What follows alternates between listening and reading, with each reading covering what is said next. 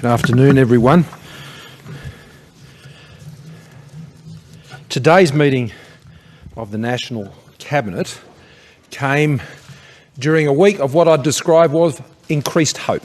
This was a week of hope where we're able to speak of the progress being made on vaccines, a week of hope where we've seen the instances of cases in Victoria turn the corner and head in the right direction again. A week where today in particular we saw the outcomes in New South Wales which are demonstrating how we live alongside the virus, and that through strong testing, tracing and outbreak containment practices that we get through this. We stay open, we keep people in jobs, and we keep investing in the things that can enable us to go forward.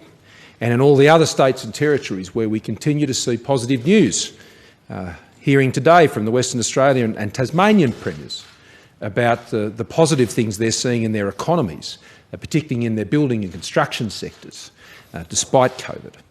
And so, as the premiers and the chief ministers and I came together with Professor Kelly, we could reflect on a week where there was increased hope. After many weeks which have been incredibly difficult, most difficult, of course, for those in Melbourne and across Victoria, for those living in border regions who have had to deal with the inconveniences and the difficult challenges of border restrictions, particularly on the eastern coast, where there are so many living in proximity and accessing services and employment across those borders. Of course, there are issues that are still difficult to work through as a National Cabinet. But what I can assure you after today's meeting is that the National Cabinet continues to focus on where it can agree. Where there are issues where it can't reach agreement, well, we move on and keep dealing with the things we need to deal with and where we can reach agreement. Very pleasing to report today that Western Australia has joined the Job Trainer program, and that means we now have $1 billion, 340,000 training places, fully funded, secured in the arrangement between all the states and territories and the Commonwealth. And I thank the Western Australian Premier and the Western Australian Government for coming on board. The issues which we address today commence with the economy. Dr Lowe and Dr Kennedy joined the National Cabinet. Dr Lowe in particular, but also supported in the remarks by Dr Kennedy, and Premiers and Chief Ministers have asked me to relay quite specifically what they raised today. That is Dr Lowe and Dr Kennedy. The biggest challenge, which is shared by our government, is unemployment. It's jobs. It's about getting Australians back into jobs. It's about keeping Australians in jobs.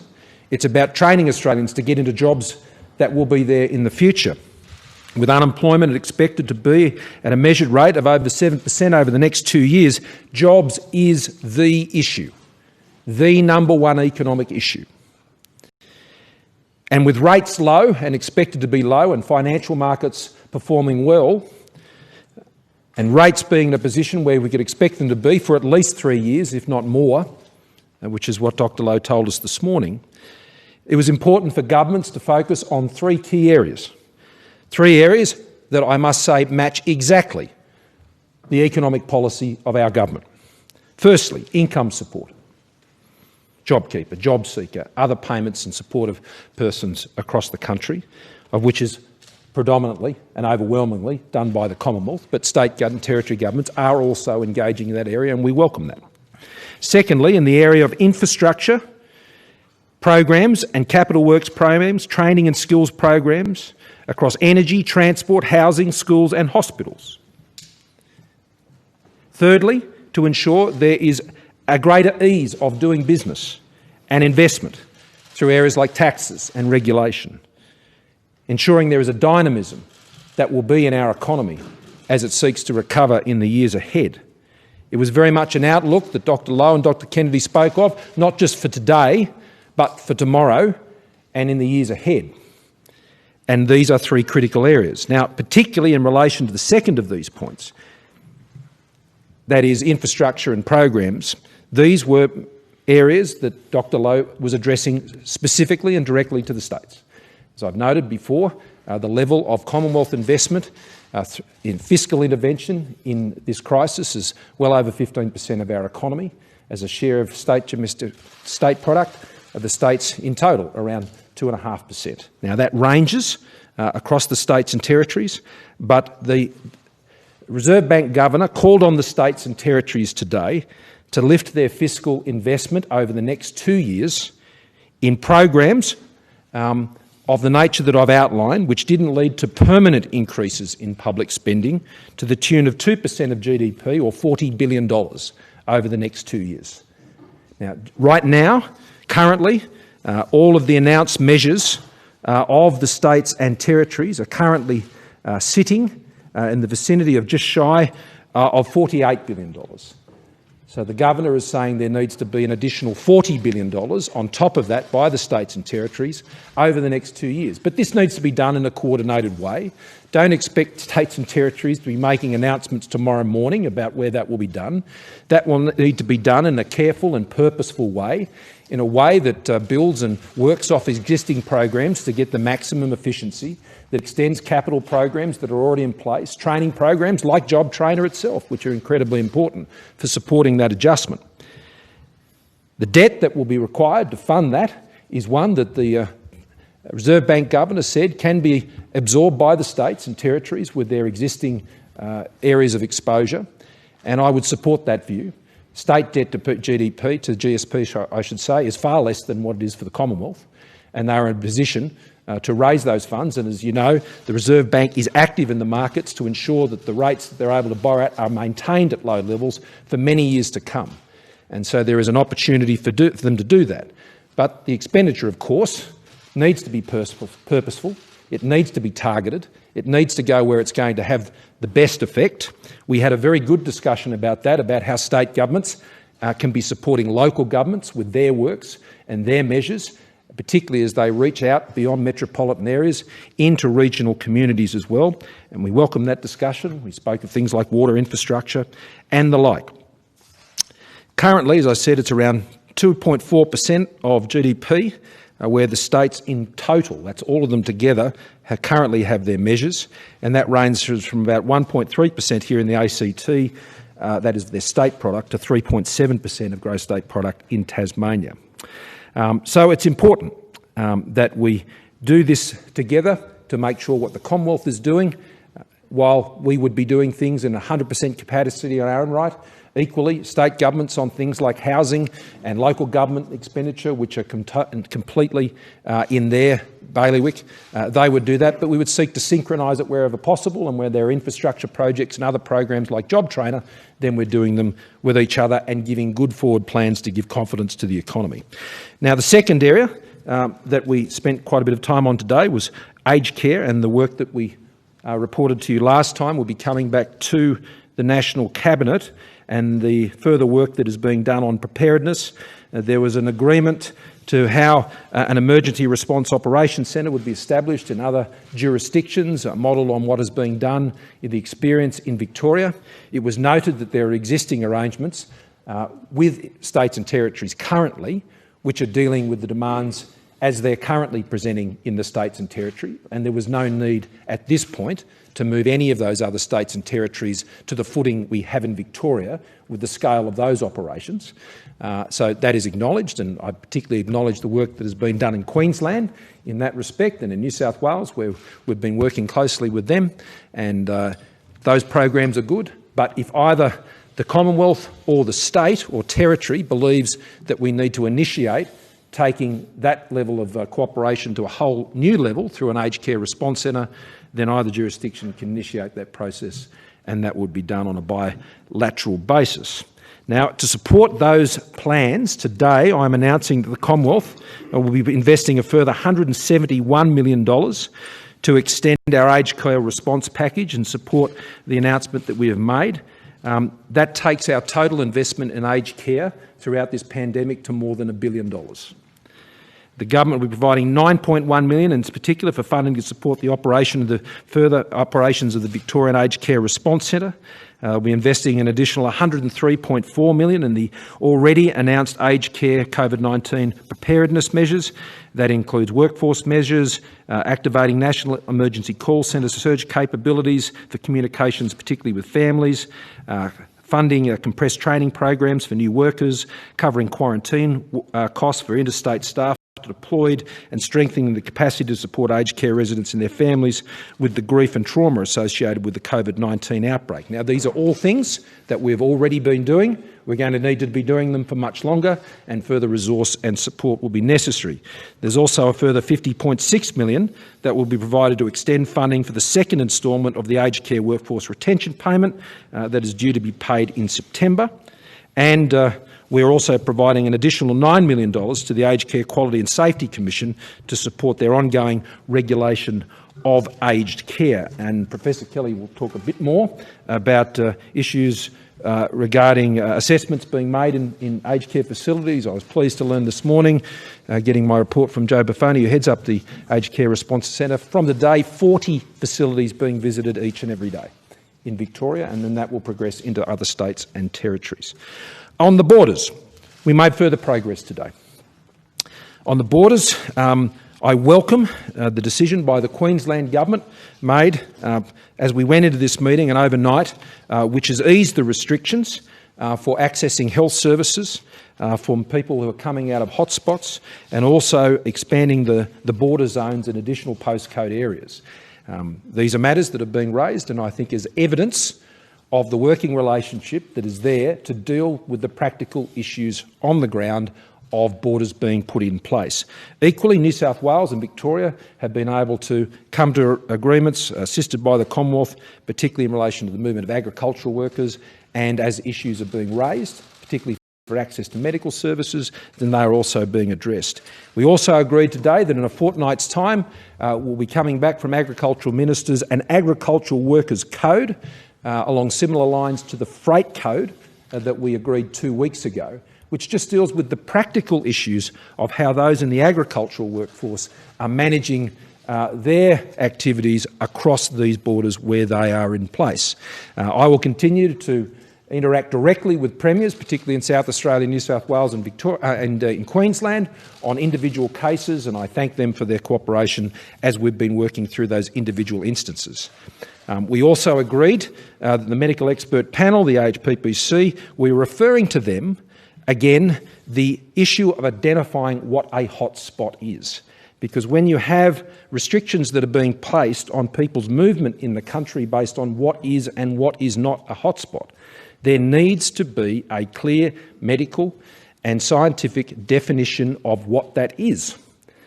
These decisions cannot be made on an arbitrary basis. I'm not suggesting they are. I'm just saying, and it was agreed today, that we are going to ask once again, it's a very difficult topic, for us to get a clear definition of what constitutes a hotspot. And so people who are living in those areas will know when they're in one and when they're not, when they can go and access health services, or where that might be a problem and they might have to have other arrangements. We need to get more clarity. The agreement today, the work today, was about practically working together to resolve issues, often, if not entirely unintended, how the borders are put in place. But the other point I'd make about borders is this. Of course it's necessary for where they're put in place that there needs to be a careful balance weighed up about the disruption and the cost and impact of those borders, weighed up against of the health benefits that are achieved by those borders. Now, they are decisions for premiers. They are decisions for state governments, and it's entirely reasonable that they would be speaking to that balance that they are seeking to achieve in the arrangements they're putting in place. Borders, though, are no substitute for testing, tracing and outbreak containment. You can get outbreaks in states that have borders. Now, the case in New Zealand at the moment is still at a very modest level, but you can pretty much say they had fairly secure borders when it came to how they were dealing with the virus. Outbreaks can occur in states that have borders. Quarantine arrangements won't always be perfect. They are human processes, and they can be subject to vulnerability. The issue is not just if quarantine doesn't hold, but what happens if quarantine doesn't hold? What happens next? How does the tracing capacity kick in? How do you maintain the testing regime? And today we reinforce the need for testing regimes to remain up to the mark. I think New South Wales had 32,000 tests yesterday. Victoria is running at about 20,000 tests. Other states are running at much less. And even where you have no cases, it's very important that you maintain a very substantial testing regime. Borders are no substitute for not having an adequate testing regime. I'm not suggesting any states and territories don't. I'm just reinforcing that that was agreed to be a key factor. Now, we also agreed an arrangement regarding seasonal workers that largely deals with those who are already here, but where there is a need to have seasonal workers, particularly under the Pacific Labour Scheme and things of that nature, that was agreed amongst states. You'll also be pleased to know that there was agreement to the Common Operating Picture, which I undertook to raise last week, I think it was last week, David. States and territories have agreed that that Common Operating Picture will be released on a weekly basis. That will start next Friday, and it will be the average 7-day running results of the week. Just one point-in-time figure once a week is a bit meaningless in isolation. You'd be much better assisted, we are certainly, by having the average results of the week. Finally, you would have noted the announcement today by Premier Andrews that we are upgrading the disability sector Joint Response Centre. The performance in the disability sector, we agree, has been one of the better stories in the management and containment of this outbreak, and that's good news, and we want to keep it that way. So we are upgrading the activities of that group that has been meeting now together for some time, and we've agreed to share the costs of a further $15 million in workforce support in the disability care sector. Whether they're NDIS participants or not, that is not a matter that we're haggling over. We know this needs to happen, and I was pleased to reach that agreement with the Premier this week, and I thank him for his work on that issue. And with that, I'll hand you over to Professor Kelly. Thank you, PM. So firstly, on the numbers, so we continue. Firstly, I agree with the PM that this has been a week of hope, but we do continue in a global pandemic. There were 272,000 new cases recorded across the world yesterday and over 6,000 deaths. So that is the reality. The international situation remains uncertain. Here in Australia, we're now at 24,407 cases with, very sadly, 472 deaths, and my condolences to all the families and friends of those people that have died. The very good news, and here's the hope, is that we are now down into the 100s in terms of new cases today. That is mainly still driven from Victoria and particularly Melbourne, 180 new cases and 9 new deaths. So when I reported today to the National Cabinet about the picture since I last reported to them 2 weeks ago, there was that definite sense, and driven by the data, of an improved situation, particularly in Melbourne and other parts of Victoria. So if we look 2 weeks ago, the weekly average daily number for that week was 512. For last week, it was 364, and this week it's 269. So a very strong and quite rapid response to the Stage 4 and Stage 3 restrictions and other matters that have been dealt with in Victoria.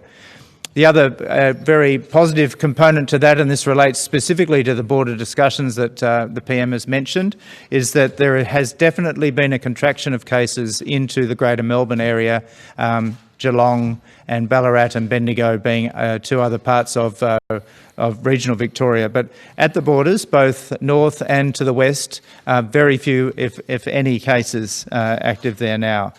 So that's the good news on the epidemiology.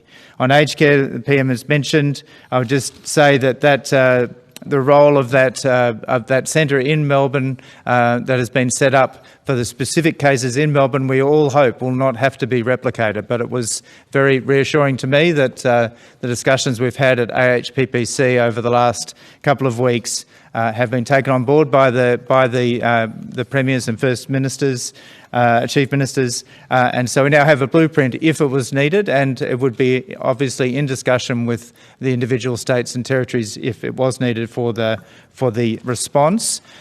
but a renewed commitment from the Commonwealth as well as states and territories to work very closely together on preparation and prevention right now, not to wait, but right now to redouble our efforts to make sure that the sector is absolutely prepared in case of that. The hotspots work we'll work on. That's really about the movement restrictions in relation to borders. It is a piece of work we have had an attempt at before, and we'll continue to try to get consensus there in AHPPC about a definition of a hotspot. It really is about movement restrictions from one jurisdiction where there are cases to another where there are less, and that's an important component to be both proportionate and transparent. The vaccines we've talked about, and the PM and I were in Sydney 2 days ago and talked at length about that. We have our advisory group now will meet again to look at those issues over the coming days, but a great pace of many pieces of parallel work to make sure that Australia is very well placed and prepared if and when a vaccine is available. I'll leave it there, PM. Thank you. Yeah, Phil. Just on the states, a couple of things. The $40 billion that Dr Lowe recommended, is that in addition to projects they may have already on the books? Yes. Oh, it is. And secondly, this AHPCC advice on what constitutes a hotspot, would that be in any way binding? So, for example, one state couldn't declare, say, the ACT a hotspot even though there's no cases in the ACT. I would say that bound by as a process of transparency, letting the sunshine in. If there is a clear definition of what a hotspot is, then it would be odd to operate outside of that. And if people were operating outside of that, then that would be very clear. Prime Minister, shouldn't the Aged Care Minister be sacked for incompetence after his appearance before the Senate this morning? And if not, can you say you have full confidence in his ability to be across his brief? I do have confidence. And over the last 4 months, and particularly in Victoria in response to one of the worst outbreaks we've seen, where there were some 350 aged care facilities in Melbourne alone, all of which were potentially vulnerable to the worst circumstances that we saw occur in just a handful, terrible as it was in each of those. The actions that the Minister has taken, the more than $1 billion that I have noted to you today, that he has been directly responsible for ensuring has been committed into this sector, the work that he has done with the operators themselves, the work that he has done with the states and territories, all of this has ensured that what we have seen has not extended far worse than might otherwise have been the case, and certainly has occurred in other like countries like the United Kingdom and other places where these results were just absolutely horrific, even beyond the belief of what we've seen. So, look, this is a very demanding environment in which to be working, Mark. I'm sure you'd agree with that. People are working 24/7 on these issues, and on occasion, and as important as these figures are, 258 people have passed away. I mean, they are tragic stories for every single one of those families. And I know that those issues are not far from the Minister's mind on a minute-by-minute basis. But look, what's necessary is the actions that he has taken. And I'm sure the Minister regrets not being able to call those figures to mind. On occasion, I can't call every figure to mind, but what I can do, and what I know he does, is keeps the importance of addressing the needs of every single one of those families each and every day. So I think it's important to play the issue, not the man here in this particular case, and I know Minister Colbeck will get right back about his job. The balance between economic risk. I'm just finding it a little hard to hear in this room. On borders, just regarding the balance between economic risk and health benefits, do you think WA has got that benefit right? And what was WA's response to this call for such balance to be considered? Well, again, I mean, they are questions you have to put to the WA Premier. I have not asked the WA Premier to adjust his border arrangements, but it's for the WA Premier to talk about that balance, and I'm not here to be an adjudicator on that.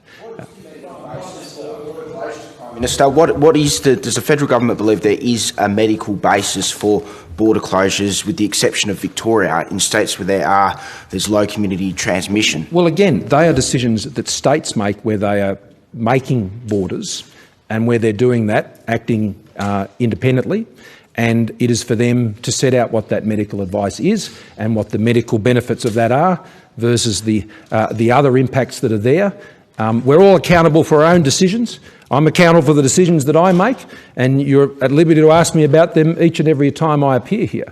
But for decisions that are made by others and that are in the jurisdiction of others, then I'll let them speak for their own decisions. But I want to make it clear, I have not asked the Western Australian government to change any aspects of their borders. I wish them well with the rather unhelpful proceedings against them in the courts. And as you know, I've made it public my view that those proceedings shouldn't continue. We've got a pandemic to deal with here, and I think those issues are unnecessarily distracting the Western Australian government and indeed the Commonwealth government, and I'd be very pleased to see if we can just get back to helping people each and every day and spending less time in court. Yeah, John. Thanks, Prime Minister. France today has announced a record 3,800 new virus cases, not deaths cases. The French Prime Minister Emmanuel Macron says we can't shut down the country because the collateral damage of lockdown is considerable. Zero risks never exists in any society.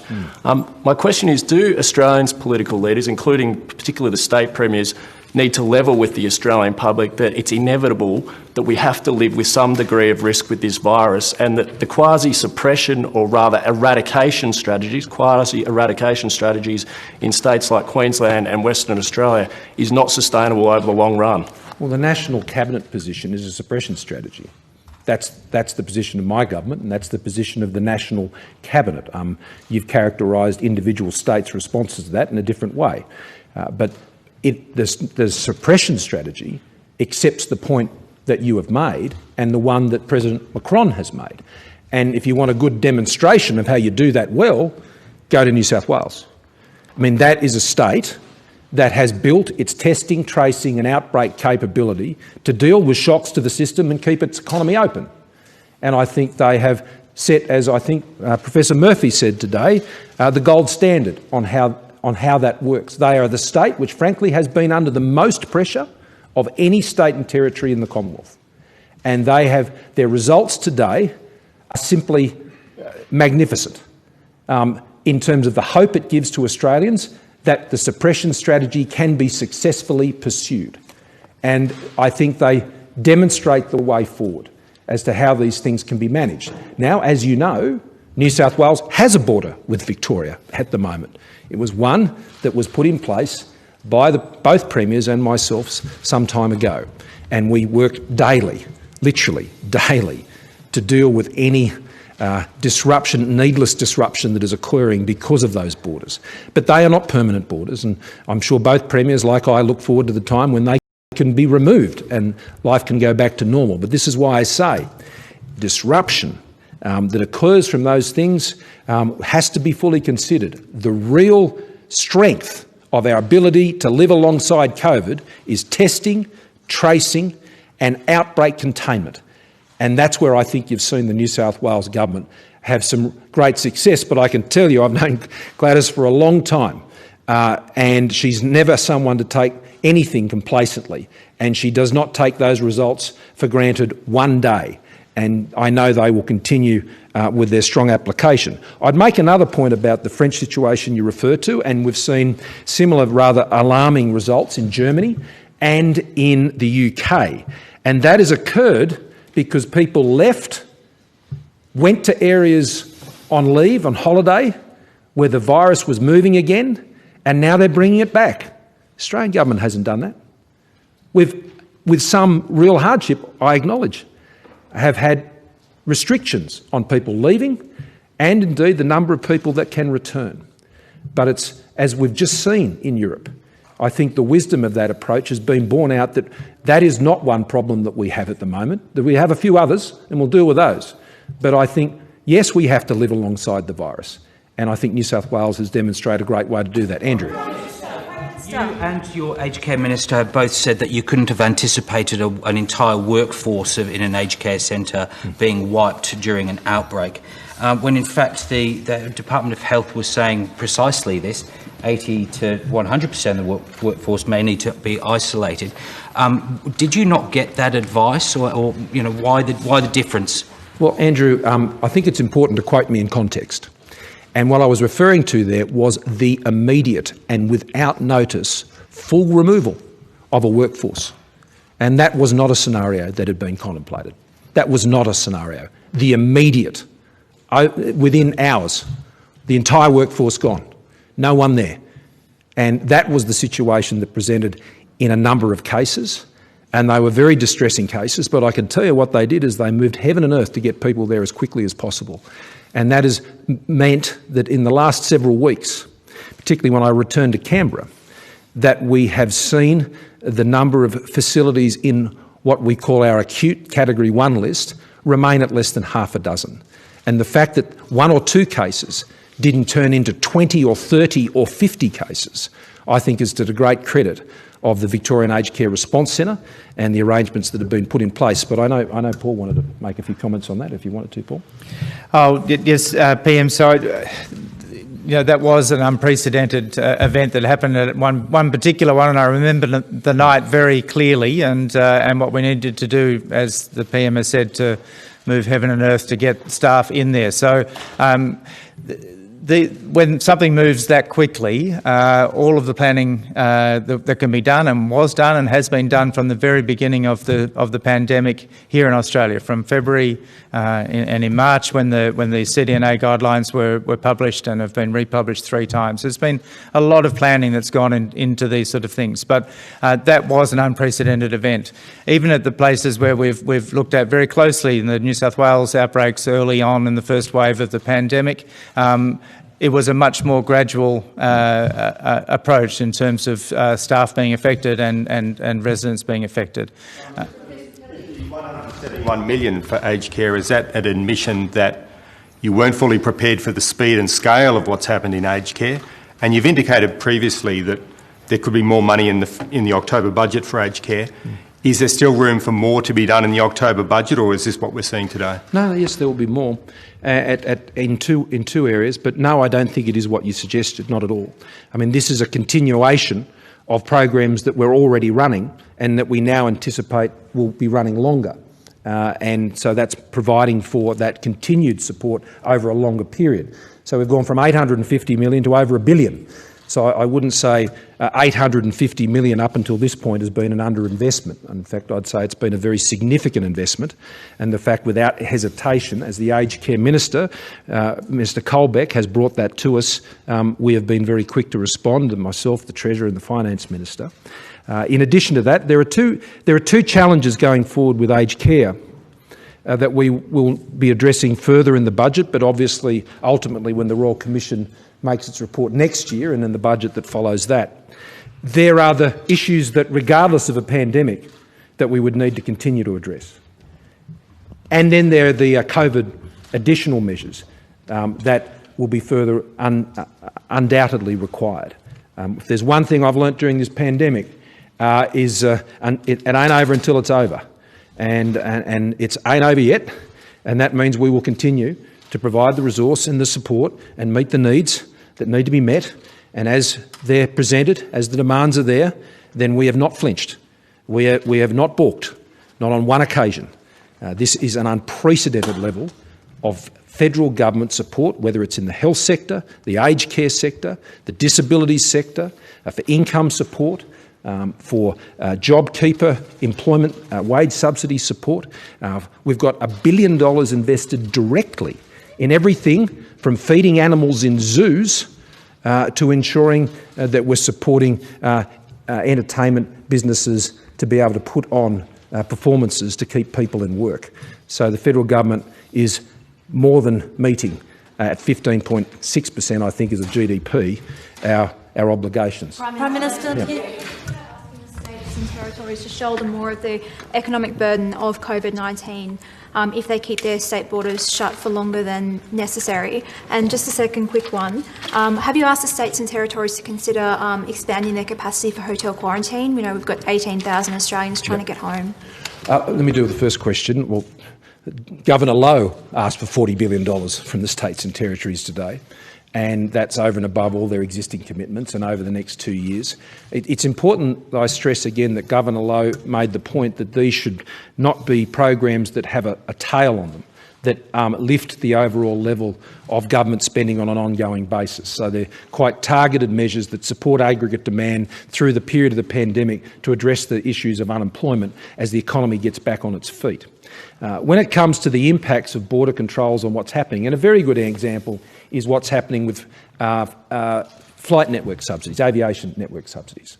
Now, we've been supporting those now for many, many months. But I have been fairly candid and open with the states and territories that where there is a need for further subsidies to support aviation networks in place, that as a consequence of state borders, then obviously we'd be raising that with states to share that load, given the decisions they've made and I'm sure weighing up the economic costs of that in making the decisions they have on health issues, that they would be more than prepared to meet the costs of dealing with some of the impacts of those decisions. On the many Australians, and it's around about the number that you've mentioned, some of those in a much more urgent state. Right now, when you're looking at to manage the risk in quarantine, I agree, and that's why I am not lifting the caps currently as they exist on airports at the moment in our major capital city centres. It has been the New South Wales government, particularly in Sydney, at Sydney Airport, that bears the biggest load when it comes to inbound arrivals. I want to stress that 4,000 Australians are still returning every week, every single week, and we've got tens of thousands of people who've been going through quarantine as well from overseas, and that has particularly been done by the New South Wales government. And right now, as they've been seeking to get on top of that outbreak, it is in our view, and of course the other state governments that are affected, that right now it is not the wise decision to lift those caps. What I have asked for from the Foreign Affairs Minister and the Minister for Home Affairs and the Defence Minister is they're bringing forward measures to me and the Treasurer to see how we can better support those who are still overseas. And we acknowledge that some of them are in some difficult circumstances. Our consular teams are doing a great job to help them in those circumstances, and we'll be doing more to help them in those circumstances and to assist them to get home within those caps. But we'll be reviewing those caps every fortnight. So we'll review them again in a fortnight from now. And once the Victorian, I think, and we can be even more confident of the New South Wales situation, which is very good, then I'm hoping that we'll be able to make further room there. But right now, on the balance of risk, we need to keep those caps where they are. Prime Minister. You were speaking about what needs to be done right now by the states and praising that in relation to aged care. This week, the Australian Medical Association, in its latest submission to the Royal Commission, said that there should be a look at every facility in Australia to see their preparations. Do you support that? Do you think it's necessary? And is it possible? So there's a couple of elements to that question. The first thing is there have been a couple of rounds of audits in relation to that from the regulator, the aged care regulator, during this year and during the pandemic. What we've learned really in the Melbourne situation is that there are some places at least that should be visited and looked through much more carefully. And so no, let me just finish. So the PM mentioned earlier about what's happening in Victoria right now. One of the key components of the response centre is to look at an emergency from the full spectrum. So prevention, preparation, the response itself, of course, and recovery.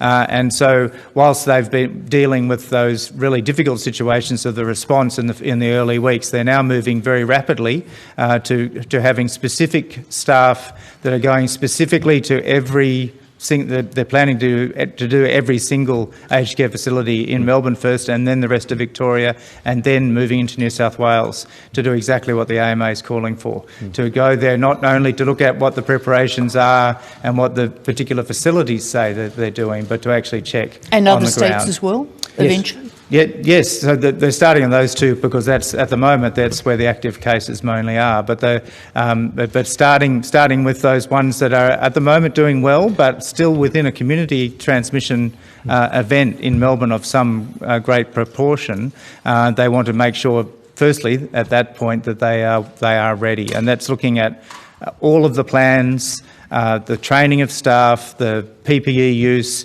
actually watching people use that PPE, etc. So in great detail working through all that. And what we've called upon and was agreed at National Cabinet today is that all states and territories work with the Commonwealth in this endeavour over the coming weeks, because we hope that this won't happen again anywhere else, but we can't know that for certain. So the AMA is spot on that approach. Yeah, so the answer to the question is yes. The answer is yes. Yes, we agree. That's exactly what we're doing. And I was pleased to hear this morning it's taken a couple of weeks to ramp up, particularly with the training and of those who are doing that work. But we're, from today, 40 facilities a day they're able to do. And they will be going crackerjack on that. Prime Minister, yes, Sam. To say that you have an open mind about delaying or scrapping the increase in the superannuation guarantee, that's something the government is considering. Is that something that you think you would need to put to another election? Are you prepared to cop it as a broken promise on the grounds of COVID? And if you were to proceed with that, why would that not be putting your hand in the pockets of workers, given that is in effect a legislated pay increase? Well, it's not a decision the government has taken. I'm aware of the commentary by everybody from the Reserve Bank governor, who's said that continuing with those arrangements would be bad for employment. And it is the circumstances that has occurred since the election which has made that the case. I mean, prior to the election, it was certainly my view and articulated that those were legislated changes and increases, and we had no plans to change any of those, and that was certainly our view. COVID-19 has occurred. People's jobs are at risk. And I note, whether it's Ross Gittins or any number of others who've spoken on this issue, normally those you wouldn't necessarily put in the same group as being agreeing on everything. They seem to be agreeing a lot on that. But that said, it's something the government has to carefully consider for all the reasons that you've said. But I also note that this doesn't come into effect until July of next year. So I don't think there's any undue haste that is needed here to consider these issues. I mean, I would certainly hope, and I am an optimist, that by May of next year that we're looking at a very different situation. I hope we are. Prime Minister and Dr Kelly, could I ask for Dr Kelly? Sure, I'll go, Paul. Yeah, Prime Minister, and through you to Dr Kelly, you've said that the total and sudden withdrawal of the aged care workforce is unprecedented, but was it really unforeseeable, given we're talking about a highly infectious disease that requires all close contacts of someone to self-isolate? Was it unforeseeable? I think that's getting into pedantics of words at the moment, but certainly it was unprecedented. Could we have foreseen that? That's a matter of debate, but the issue is that this was an enormous thing that happened within hours. In a setting where there had been delay, as has been well talked about in the public domain, about testing results being notified to the Commonwealth, which was a part of the plan and part of the commitment of all residential aged care facilities to do. I just want to go back to Sam's question, because I know Sam likes precision. I will do, and the government will do, what is in the best interest of people getting jobs and staying in jobs. That's what this budget will be about. That's what the next budget will be about. And you've got to look at the situation as you find it. And the situation today is different to what it was previously, but that doesn't necessarily mean you go down that path. But we have to deal with the situation as we find it, not as we'd like it to be. Greg? Well, I can't really add any more than that. I've told you when it comes into effect, which is July of next year. And what I've learned, and in a pandemic you have to be learning every single day because things change constantly, is that you've got to be careful not to make some decisions too early, because circumstances can change dramatically. And you need to be able to make those decisions when you've got the best possible information. And at the moment, how things sit today, where things are in Victoria and what the impact is. We've got the retail figures which show what's happening in Victoria, but in the rest of the states and territory, we're seeing much better results.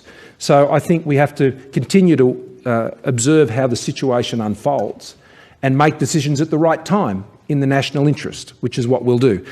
Yeah, I'll come over. You mentioned the retail figures there, so it's a nice segue. At the very beginning of the pandemic, you were driving the commercial tenancy code of conduct for negotiations over rent reductions and things like that.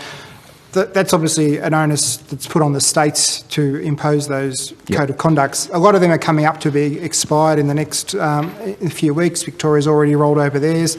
Would you like to see the other states extend that rent relief? We considered this a few weeks ago. I can't remember which meeting the National Cabinet was. I think it was about a month ago, actually. And what we agreed is that states and territories now would make decisions based on the circumstances in each of their states and territory. And you go to Western Australia at the moment, it's a very different economic scene to what's happening in Victoria. And so I think with the spread of experience now, those types of arrangements would be not wise to do on a national basis. So that it's got to be what's right for what's happening in the economy in that part of Australia. And I have every confidence the states will make the right decisions. Last question, Minister. What have you learned from how New South Wales has attacked this outbreak? Keep New South Wales open, keep Australia open, and deal with the fight against the virus each and every day with your key weapons being testing, tracing, and outbreak containment. They have backed the weapons that they have built and formed to combat this virus, and they've done it each and every day. And they haven't been intimidated when things haven't always gone the way they would like. Where there'd be an outbreak here or a breach here or a breach there, that doesn't mean you have to fold your tent and walk away. No, they keep going, and they've built the capacity to deal with that. And I think that's really important. We spoke this week of a vaccine, and let's all pray that's the case. But in the absence of one, we will live with this virus, and we will live with it, not behind walls, but we will live with it by having the capacity to deal with outbreaks and to deal with the virus as we live with it each and every day.